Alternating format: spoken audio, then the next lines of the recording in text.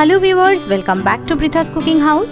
আজকের পর্বে আপনাদের সঙ্গে শেয়ার করব আমাদের বাঙালিদের অত্যন্ত ট্রেডিশনাল একটা নিরামিষ পদ, কাঁচা কলার কোপ্তা কারি রেসিপি। এটা খুবই ফেমাস একটা বাঙালি রেসিপি এবং সম্পূর্ণ নিরামিষ।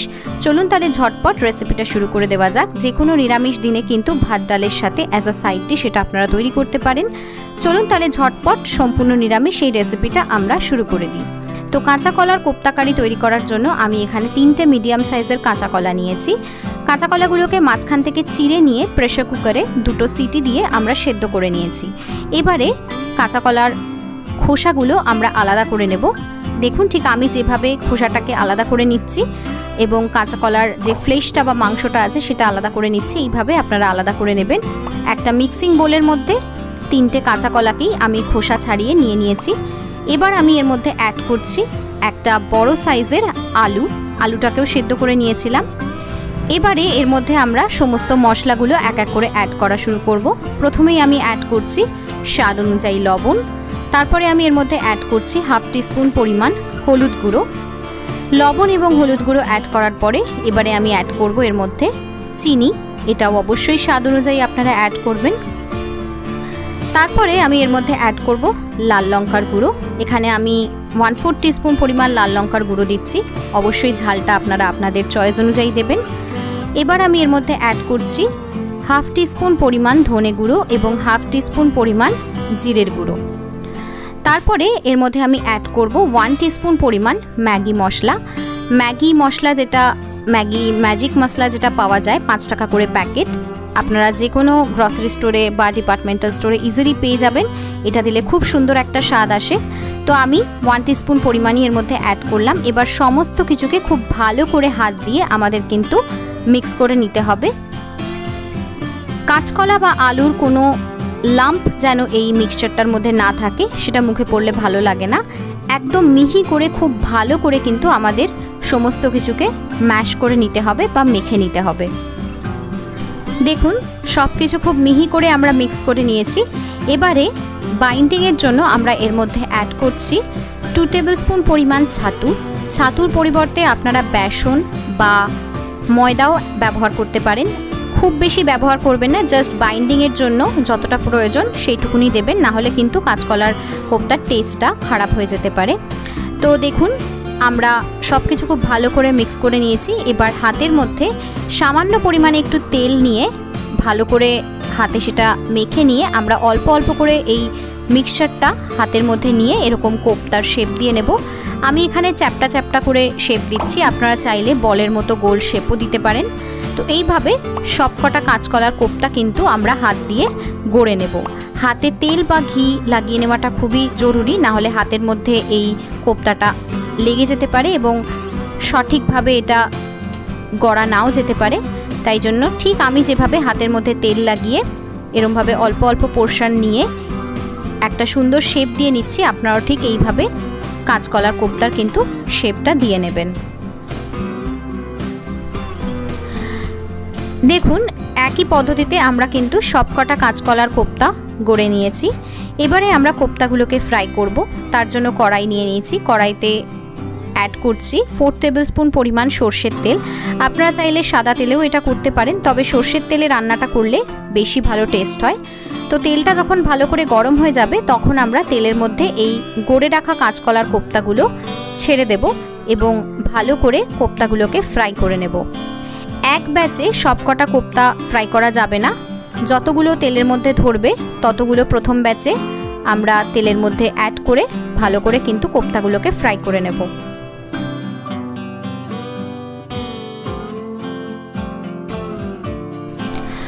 দু 3 মিনিট পরে কোপ্তাগুলোর একটা সাইড যখন সুন্দর কালার চলে আসবে তখন আমরা কোপ্তাগুলোকে উল্টে দেব, যাতে কোপ্তার অপর সাইডটাও ভালো করে ফ্রাই হয়ে যায়।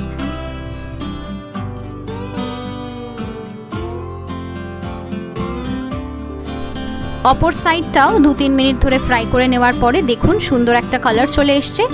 এবারে কোপ্তাগুলোকে আমরা তেল থেকে ভালো করে তুলে নেব এবং ঠিক একই পদ্ধতিতে বাকি যে গড়ে রাখা কোপ্তাগুলো আছে সেগুলোও কিন্তু আমরা তেলের মধ্যে ছেড়ে দেব এবং ভালো করে কোপ্তার দুপাশটাই ফ্রাই করে নেব।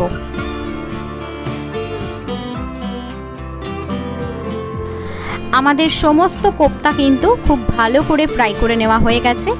এবার আমরা ওই সেম তেলের মধ্যেই অ্যাড করব আলু। দুটো মিডিয়াম সাইজের আলুকে এরকম ডুমো ডুমো করে আমি কেটে নিয়েছিলাম। আলুটা তেলের মধ্যে অ্যাড করে তারপর আমি এর মধ্যে অ্যাড করলাম সামান্য একটু লবণ স্বাদ অনুযায়ী এবং 1/4 টিস্পুন পরিমাণ হলুদ গুঁড়ো। লবণ আর হলুদ গুঁড়োটা খুব ভালো করে আলুর সাথে মিক্স করে দেব এবং একটা ঢাকনা চাপা দিয়ে আলুটাকে 2 থেকে 3 মিনিটের জন্য আমরা একটু ভেজে নেব। 3 মিনিট পরে দেখুন আলুটা খুব সুন্দরভাবে ফ্রাই হয়ে গেছে এবং একটা সুন্দর কালার চলে এসছে আলুর মধ্যে। এবার আমরা তেল ছেঁকে আলুগুলোকে তুলে নেব। ওই সেম তেলের মধ্যে এবারে আমরা অ্যাড করব 1 টিস্পুন পরিমাণ জিরে, দুটো ফাটিয়ে নেওয়া শুকনো লঙ্কা, একটা গোটা শুকনো লঙ্কা, একটা তেজপাতা মাঝখান থেকে ছিঁড়ে নিয়ে অ্যাড করলাম, আর অ্যাড করলাম গোটা গরম মশলা, 2 টুকরো দারচিনি, 3টে ছোটো এলাচ এবং 3টে লবঙ্গ। এই সব কিছুকে 10 থেকে 15 সেকেন্ড ধরে আমাদের হালকা করে ফ্রাই করে নিতে হবে। যখন সুন্দর একটা ফোড়নের গন্ধ বের হবে তখন আমরা অ্যাড করব 2টো চিড়ে রাখা কাঁচা লঙ্কা, 2টো মিডিয়াম সাইজের টমেটো পেস্ট এবং 2 টেবিল স্পুন পরিমাণ আদা বাটা।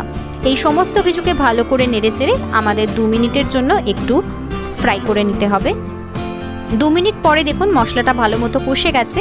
এবার আমরা এর মধ্যে অ্যাড করব কিছু গুঁড়ো মশলা।